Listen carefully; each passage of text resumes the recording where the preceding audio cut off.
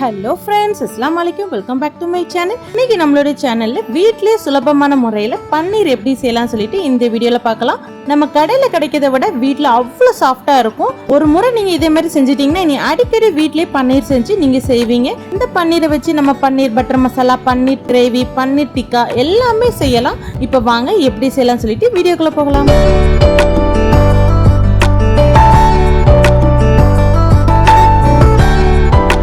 எப்படி செய்யலாம் சொல்லி பார்க்கலாம். அதுக்கு ஃபர்ஸ்ட் பாலை காய்ச்சி எடுத்துக்கோங்க. நான் ஒரு 2 லிட்டர் வரைக்கும் நல்ல கெட்டியான பால் எடுத்திருக்கேன். அப்பதான் நமக்கு நிறைய பன்னீர் கிடைக்கும். நார்மல் நீங்க கவர் பாலை யூஸ் பண்ணிக்கலாம்.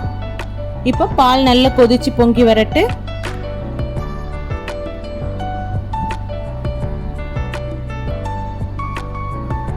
இப்போ நல்லா கொதிச்சு வந்ததும் நம்ம அடுப்பை ஆஃப் பண்ணிருங்க. ஆஃப் பண்ணிட்டு ஆடை எல்லாம் மேலே வந்திருக்கும், எல்லாத்தையும் நல்லா கிளறி விட்டுக்கோங்க. நீங்க இதுவரைக்கும் என்னுடைய சேனலை சப்ஸ்கிரைப் பண்ணலன்னா கண்டிப்பா சப்ஸ்கிரைப் பண்ணிக்கோங்க. அப்படி கூட இருக்க பெல் ஐக்கானை கிளிக் பண்ணிக்கோங்க. அப்பதான் நான் போடுற வீடியோலாம் உங்களுக்கு நோட்டிபிகேஷனா வந்துட்டே இருக்கும். இப்போ லைட்டா அப்படி கிளறி விட்டுக்கோங்க. இதுல நம்ம பாலை திரைய வைக்க போறோம். அதுக்கு ஒரு கிளாஸ்ல ஒரு 1/4 கப் அளவு வரைக்கும் வினிகர் சேர்த்துக்கோங்க. அது கூடவே ஒரு 1/2 கப் அளவு வரைக்கும் தண்ணீர் சேர்த்துக்கோங்க. சேர்த்துட்டு இதை சேர்த்துதான் நம்ம இன்னைக்கு பாலை திரைய வைக்க போறோம். இப்போ பால்ல நம்ம கொஞ்சம் கொஞ்சமா இந்த தண்ணியை சேர்த்துடலாம். அடுப்பு ஆஃப்ல இருக்கட்டு.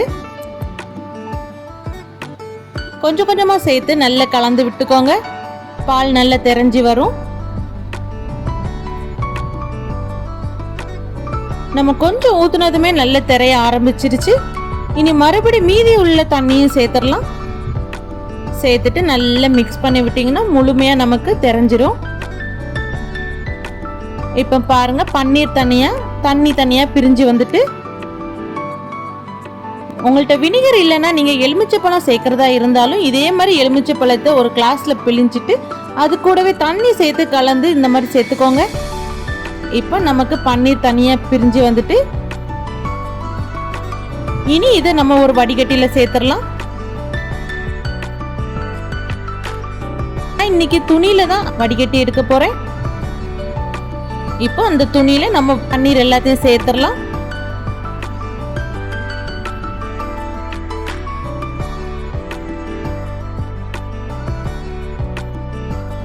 பாருங்க நமக்கு எவ்வளவு பன்னீர் கிடைச்சிருக்குன்னு.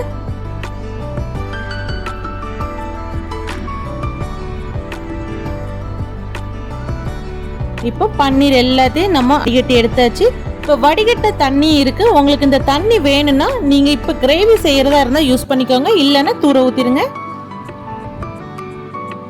பாருங்க எவ்வளவு சூப்பரா இருக்கு நமக்கு பன்னீர். இப்போ நம்ம இதுல வினிகர் சேர்த்திருக்கனால நம்ம இதை வாஷ் பண்ணி எடுக்க போறோம். அதனால கொஞ்சம் கொஞ்சமா தண்ணி சேர்த்து லைட்டா வாஷ் பண்ணி எடுத்துருங்க.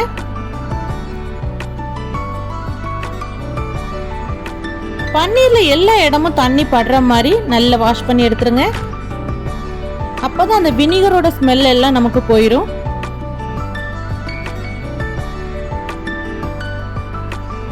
இப்போ வாஷ் பண்ணியாச்சு.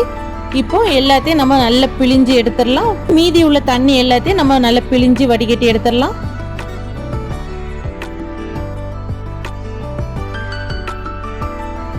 தண்ணி எல்லாம் போனதும் நமக்கு ஒரு நல்ல சாஃப்டான பன்னீர் நமக்கு கிடைக்கும். அதனால நல்ல தண்ணி எல்லாத்தையும் நல்லா பிழிஞ்சு விட்டுக்கோங்க. தண்ணி எதுவுமே இல்லாத மாதிரி பார்த்துக்கோங்க.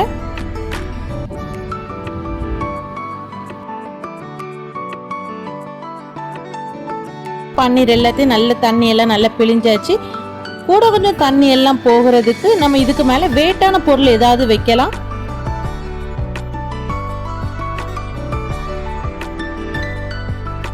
நான் இனி ஒரு பாத்திரத்துல தண்ணி சேர்த்து எடுத்திருக்கேன். அதுக்கு மேல நான் இன்னைக்கு பிரஷும் வச்சிருக்கேன். உங்கள்ட்ட எந்த வெயிட்டான பொருள் இருக்கோ அதை நீங்க வச்சுக்கோங்க.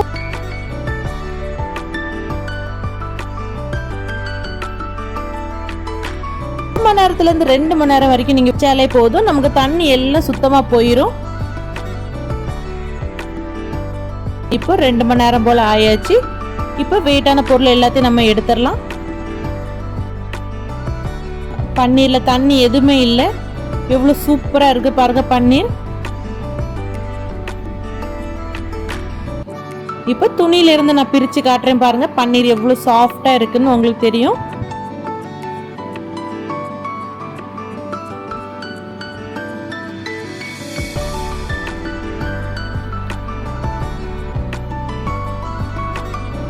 பாருங்க எவ்வளோ சூப்பராக இருக்கு பன்னீர். கண்டிப்பாக இப்போ இதே மாதிரியே நீங்கள் வீட்டில் செஞ்சு சாப்பிட்டுக்கோங்க. எல்லா விதமான பன்னீர் ரெசிபியும் இதில் நம்ம செய்யலாம். கடையில் கிடைக்கிறதோட வீட்டில் அவ்வளோ டேஸ்ட்டாக இருக்கும். இப்போ நம்ம இதை கட் பண்ணி எடுத்துடலாம். இப்போ பாருங்க பன்னீர் எவ்வளோ சாஃப்டாக இருக்குன்னு இப்போ அம்மிக்கு காட்டுறேன் பாருங்க.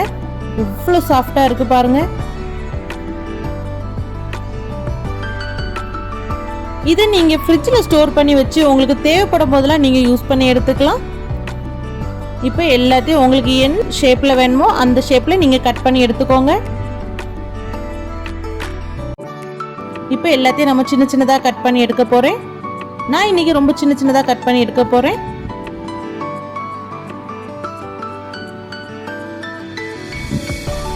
ரொம்ப ஈஸியான ரெசிபி. கண்டிப்பாக உங்கள் வீட்டில் நீங்கள் இதே மாதிரி ட்ரை பண்ணி பன்னீரை வீட்டில் செஞ்சுக்கோங்க.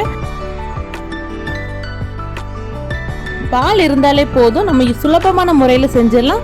இப்போ பாருங்க நமக்கு பன்னீரை நான் இந்த மாதிரி சின்ன சின்னதாக கட் பண்ணி எடுத்திருக்கேன். எவ்வளோ சாஃப்டாக இருக்கு பாருங்க.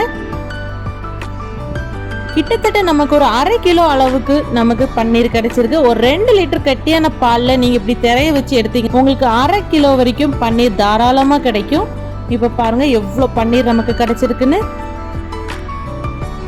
என்னோட வீடியோ உங்களுக்கு பிடிச்சிருந்தா லைக் பண்ணுங்க, ஷேர் பண்ணுங்க, சப்ஸ்கிரைப் பண்ணுங்க. அப்படியே கூட இருக்க பெல் ஐக்கானையும் கிளிக் பண்ணிக்கோங்க. அப்பதான் நான் போடுற வீடியோலாம் உங்களுக்கு நோட்டிஃபிகேஷனாக வந்துட்டே இருக்கும்.